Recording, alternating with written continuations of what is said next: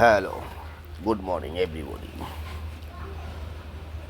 বাংলাদেশের সচিবালয়ে আগ লাগছে। 7 তলা, 8 তলা, 9 তলা, 3টা ভবন পুড়ছে। আচ্ছা, যেই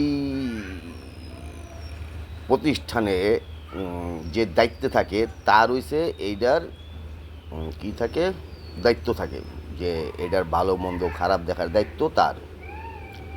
তো এখন যেই কেয়ারটেকার না অন্তর্বর্তী সরকার আছে, এটা এর দায়িত্ব যে সরকারি নথিপত্র কিভাবে বাঁচায় রাখবো।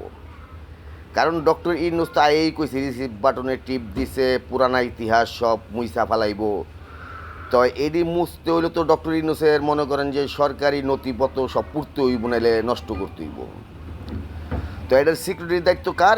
এখন যেই সরকার আছে এই সরকারের সিকিউরিটির দায়িত্ব এই নথিপত্র সুরক্ষা রাখার জন্য। তো ডক্টর ইউনূস তো এটি সুরক্ষা রাখবো না, সুরক্ষা করবো না। কারণ করবো না কিলে ও তো রিসিভ বাটন টিপ দিছে যে পুরানা যত ডকুমেন্ট আছে বাংলাদেশের ইতিহাসের এবং সরকারি এবং দেশের গুরুত্বপূর্ণ যেই সব জিনিসপত্র আছে এডি ওর নষ্ট করা ওর সবচেয়ে প্রাধান্য। এর লেগে ওরা এটারে একটা চাল করে এটারা নিজেরা আগুন লাগাইছে। আর ওই যে কী জানি কয় সমনায়ক নামের কিছু যে দেশ থেকে ইউরোপে ঘুরতে গেছে, আর এই টাইমেই মনে করেন যে ওরা ক্রিসমাস পালন করতে গেছে বাইরের দেশে, এই টাইমেই মনে করেন যে এই আগুনটা লাগাইছে। এত বড় সরকারি একটা প্রতিষ্ঠান সচিবালয়, এইটার মধ্যে সিকিউরিটি গার্ড নাই, এবং আগুন যদি লাগে উপরের থেকে লাগাইছে, মানে জেনে ইম্পর্টেন্ট নথিপত্র এডিগুলি পুড়ছে। কারণ জানি আগের সরকারের দোষ দিতে পারে, এটি সব সরকারে আইলে এরকম করে। অনেক জায়গায় আগুন লাগছে, এর আগে 111 অনেক জায়গায় আগুন লাগছে। তা ইউনূসের দেশে যা করতেছে রিসিভ বাটনের টিপ দিয়া কামড়া, ইউনূস তুই ভালো করতেছ না ভাই। তোর তো আপনি করে কইতে আমার লজ্জা লাগে। কারণ তুই তো আমগোতে বয়সে বড়, কিন্তু তোর জ্ঞান আমগোতে আরও কম। তুই এই দেশে জন্ম লইছ, তোর এই দেশের প্রতি কোনো অবদান নেই, এটা কনফার্ম। বাংলাদেশের প্রতি তোর অবদান নেই। তুই বাংলাদেশে লুটছ আজীবন, আজীবন তুই লুটছ।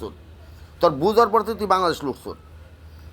আর আজকে তুই এই দেশের ইতিহাস ধ্বংস করে দিতেছ। দেশের রিসিভ বাটন টিপ করে 71-এর ইতিহাস, মানে বাংলা স্বাধীন হওয়ার পথে যত ইতিহাস তুই মুইসা দিবি। তুই আগুন লাগাইছ, নাহলে তোর সচিবালয়ের সিকিউরিটি গার্ড কই? আগুন তো দাউ দাউ করে একবারে লেগে যায় নাকি, একটুখানি জায়গায় আগুন লাগছে যদি কেমনি লাগছে। আর এটা তো লাগানো হয়েছে, এটা সম্পূর্ণ অন্তর্বর্তী সরকারের পরিকল্পনা কইরা এই আগুনটা লাগাইছে বন্ধের সময়। এটি সম্পূর্ণ ওই অন্তর্বর্তী সরকারের চাল।